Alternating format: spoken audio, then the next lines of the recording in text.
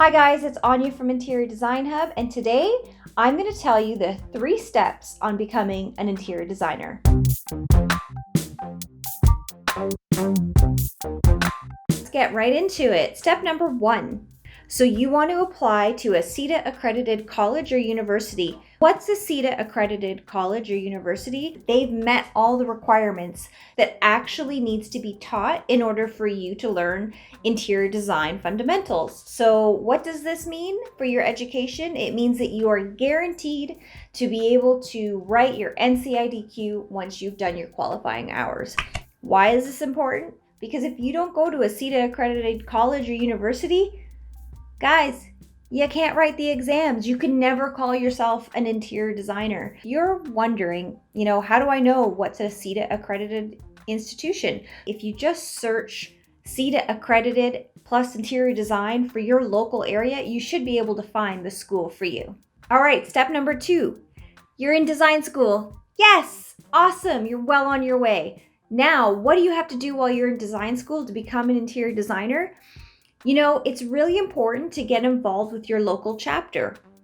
This could be like an ARIDO or an IIDA, depending on if you're in Canada, Ontario. They've got different chapters depending on where you live. And why it's really important to become a part of this as a student is that there's a lot of opportunities to meet professionals in the field. So what you want to do is you want to network. You want to put yourself out there. If there's an event, you go to it. If there's an opportunity to volunteer, you should take it. If there's an opportunity to go to a chapter meeting, go. What this means is that you get to meet the people that could potentially be your employers. And if they know your name over, Sam Smith, who never showed up to anything, I don't know Sam Smith, I'm just totally making that up. But if you show up and your resume's on their desk down the line, they're going to know who you are. So being present, being available, going to designer Q&A sessions. Like I know the college that I'm a part of as a professional member, they host events where we'll come in and talk to the students about their portfolio, and we'll have meetings and discuss whatever their questions are about the design business. Even when you're in school, it's really important to make these connections. Networking and connections. It's that, you're going to hear this for the rest of your career. Whether you're out working freelance on your own, you're going to want to network. When you're in design school, that's your first step. Don't just focus on just the school part. Focus on building connections.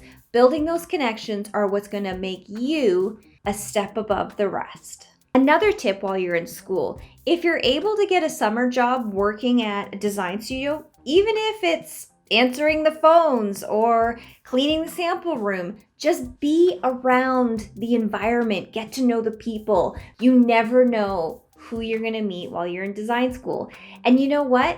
I personally found when I was a student, professionals were way more interested in engaging with you because you were a student. You were just hungry and eager to learn, which is awesome. So take advantage of that, because once you're out looking for a job, you're just another person looking for a job. But if you've made those connections while you're in school, it's a totally different ball game. It really gives you a cut above the rest. It gives you an edge that you wouldn't have otherwise had. Step number 3.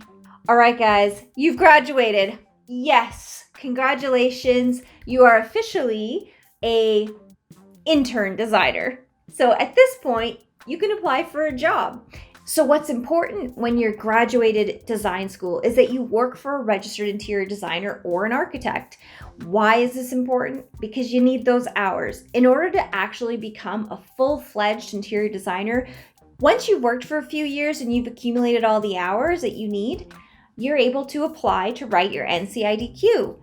Curious about the NCIDQ? I've got a video on that. I'll link it up here as well. I recommend you watch that one after this one.